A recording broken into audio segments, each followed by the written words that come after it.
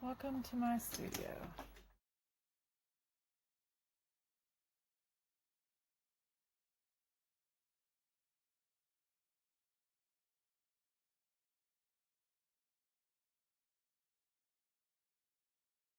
Yes, my studio is in my garage, and it's teeny, but I've been working in it for over 15 years, and I've made it work. The very first thing I do after I come up with my designs is I lay them all out on a board like this. It's hard for me to work on one piece at a time, so I like to multitask to get things done. I have so many boards to choose from to lay pieces out on from big to small, and sometimes I leave the designs on to reuse several times. After I lay everything out on the boards, the fun part begins. Picking out the glass to be used.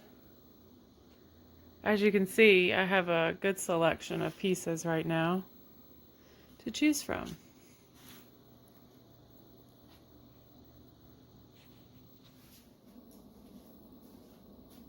So then we cut out our patterns. Not everybody does it this way, but this is just the way that I do it. You can draw them on. You can keep your patterns and just trace them on if you have a light box, but this is the way I do it right now, and that's the way we're going to do it today. Cutting our pattern out. Next, I have my patterns glued on to my glass. I cut everything by hand with a hand cutter. I don't use any saws, band saws, wet saws, anything like that. I use a hand cutter. And I go on and I cut around the glass. Sometimes the glass pieces can be harder if they have curves, which this one does. But we cut out all the pieces by hand, even the smalls, the teeniest of the teeniest, and we use our breakers to get the jobs done afterwards. The larger breaker is for the bigger pieces, smaller breakers for the smalls. You can get all different sizes, but these are my two favorites of choice. So I have my pieces glued on. I'm just going to cut around the orange piece that I had showed before. And we're going to use the smallest breakers to cut this one because it's a small piece of glass. And just cut the shape out, the general shape of it all.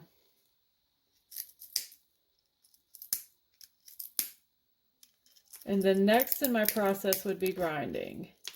But me, how I work, like I said, the whole board. So I'll cut the whole board before I grind the whole board. That's just the way I've done it. That works for me. I like to multitask so I don't get bored. And yeah, that's that. So yeah, that's what works for me. I like to cut a whole board out, grind a whole board out, wrap a whole board out, and solder. It helps to get through a bunch of pieces at one time before a show. This is the least fabulous spot that I have in my little miniature garage studio. It's my grinding station. It is not cute. It's not meant to be cute, but it's doable. I'm not going to be grinding for you guys today because it's just really loud. But this is my station. This is my grinder bit. These are my pieces that I grind by hand. It is a wet grinder. You fill it with water. And yeah, so there's my grinding station. So this is a larger board of stained glass. It's already been cut and ready to be grinded. Like I said before, I cut out every piece before I grind. I know that's not everyone's way of doing this, but it's mine. I've always just cut the whole piece and then grind it after. But a lot of people are taught to grind as they go. This is the way I do it. So I do the copper foil method of stained glass. So after you cut, you grind, you wipe every piece to get all of the grinding powder off. You have to wrap them.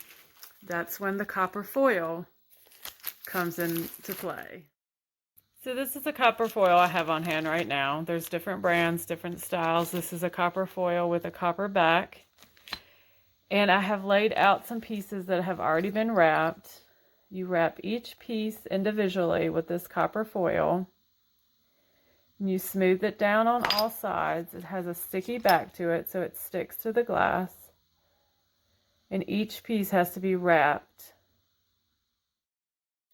So after you've wiped all your pieces, wrapped all your pieces, smoothed all your pieces, you're ready to solder. So usually I have a soldering station set up, which consists of this old rickety black table that has been with me for 15 years now. See all the solder? And when you've worked in a small studio for 15 or so years, you've learned how to make the most of every spot you have. So again, I'm not going to actually solder for you. I'm just going to show you the setup that I have here. Today I'm working on small little snowflakes, and there's some birds in the background. First thing I do is tack them all together if they have a bunch of small pieces, and then I'll fully solder them afterwards. But for this step, you use some flux and you use your solder. I am currently using this temp-trolled soldering iron with the branding on the back for your reference. I'm using the 60-40 ratio of Mastercraft solder, that's 60-10-40 lead, and the Novocaine flux. The flux helps with the bonding of the solder and the copper foil during the soldering process. All different types of brands of cleaner that you can use to remove your flux from your piece after soldering. I simply use Ajax. It does the trick. It has for me for 15 years plus. And I wash them off in my bathroom tub. So if you've bought from me before, you know that I like to keep my solder line silver. I don't use patinas to change the colors like black or copper. I just like to keep mine silver and very polished. I think it's more my look of stained glass. So currently right now, I'm using the Leva polish. It's a wax compound. You put it on your solder lines, really your whole glass piece, let it sit until it dries, and you just rub, rub, rub, rub, and polish until your glass pieces are just so shiny. But I want to show you what a finished project looks like, kind of the way I set up for a show. If I was set up in Blacksburg this weekend, you would have seen my pieces like this. And here's one of the mini racks that I would have set up for you guys to choose from. I normally take 5 to 6 with me.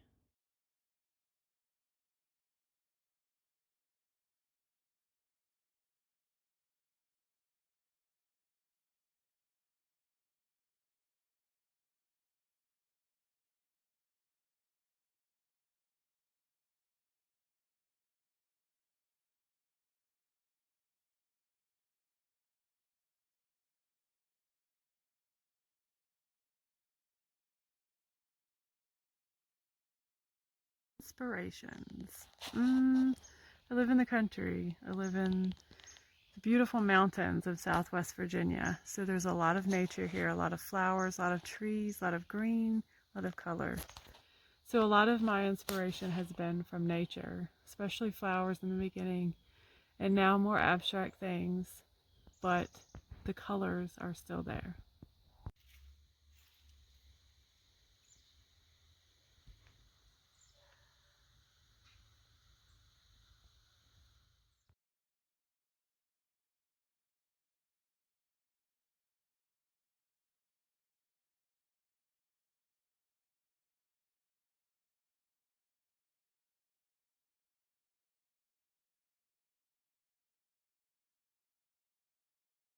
Thank you guys for sticking with me through this video. I just wanted to give you kind of a tutorial of what I go through when I make my pieces that you guys buy from me.